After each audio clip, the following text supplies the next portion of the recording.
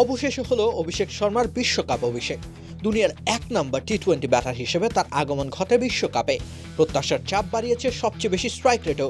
শেষ অভিযানও কাল হয়ে দাঁড়িয়েছিল তার জন্য, কিন্তু জিম্বাবুয়ের বিপক্ষে ফর্মে ফিরলেন অভিষেক শর্মা। একেবারে মোক্ষম সময়ে নিজের চেনা ছন্দ ফিরে পেলেন। টানা 3 ডাকের রেকর্ড গড়ে বিশ্বকাপ বিষিয়ে তুলেছিলেন অভিষেক।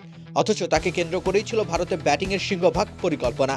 সেমিফাইনালে যাওয়ার পথটাও তার অফ ফর্মের কারণেই দোলাচলে পড়ে গেছে, এ কথা বলতেও নিশ্চয়ই দ্বিধা হওয়ার কথা নয়। কিন্তু সেমিফাইনালে যাওয়ার আশা বাঁচিয়ে রাখার ম্যাচেই জ্বলে উঠল অভিষেকের ব্যাট। যদিও শুরুতে সেই আত্মবিশ্বাসী অভিষেকের অভাবটা হয়েছে পরিলক্ষিত। শট চালিয়েছেন, তাতে ছিল না বিশ্বাসের ছোঁয়া। নিজেকে হয়তো সন্দেহ করতে শুরু করেছিলেন, কিন্তু সময় গড়ানোর সাথে সাথে নিয়ন্ত্রণ ফিরে পেতে শুরু করেন অভিষেক।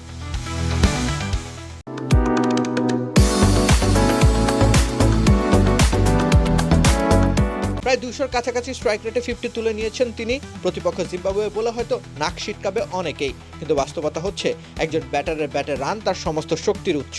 সেই রানটা অবশেষে আসতে শুরু করেছে অভিষেকের ব্যাটে, আর এটাই যেন ভারতকে আরেকটু নির্ভর করছে। জিম্বাবুয়ের বিপক্ষে জিততে পারলে ওয়েস্ট ইন্ডিজের বিপক্ষে ম্যাচটি হবে ভারতের জন্য অলিখিত কোয়ার্টার ফাইনাল। যে জিতবে সেই যাবে সেমিফাইনালে। অমন বাঁচা মরার লড়াইয়ের আগে অভিষেকের ব্যাট হাসা অত্যন্ত জরুরি। সেজন্য তার আত্মবিশ্বাস ফিরে পেতে হতো। তিনি তাই খর্বশক্তির জিম্বাবুয়ের বিপক্ষে পাওয়ার সুযোগটা দুহাতে লুফে নিলেন। জিম্বাবুয়ের বিপক্ষে শেষ অবধি 30 বলে 55 রান করে আউট হয়েছেন অভিষেক। তবে 4টি করে 4 ছক্কায় অভিষেকের জন্য যথেষ্ট, তার সামর্থ্যের প্রতি নিজের বিশ্বাস বাড়ানোর জন্য। এখন স্রেফ ক্লাচ মোমেন্টে নিজের ভেতরে সেই দানবটাকে বের করে আনতে পারলেই শুরুর সব ব্যর্থতা হাওয়ায় মিলিয়ে যাবে চোখের পলকে। রাকিব হোসেন রুম্মান, খেলা 71।